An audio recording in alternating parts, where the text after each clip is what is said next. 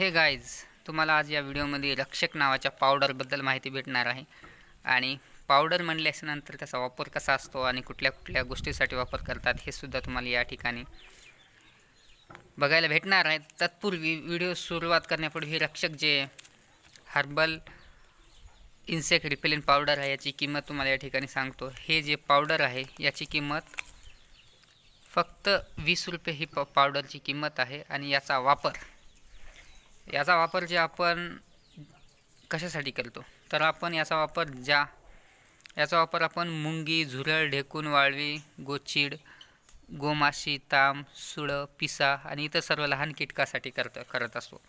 म्हणजे हे जे आता जे मी जे कीटक या ठिकाणी सांगलेले आहेत, या कीटक जर आपल्या म्हणजे सभोवताली जर वाढले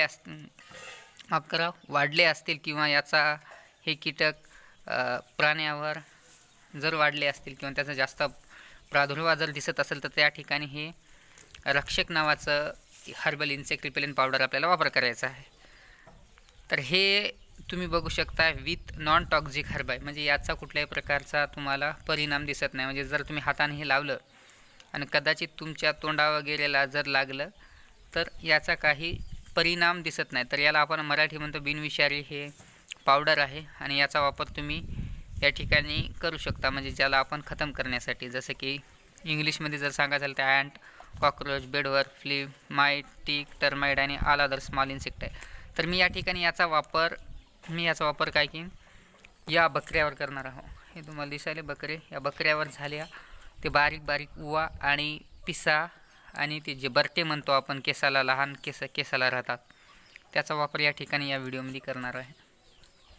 आणि तुम्हीसुद्धा याचा वापर तुमच्या घरी जर हे खालील जर हे हे अशा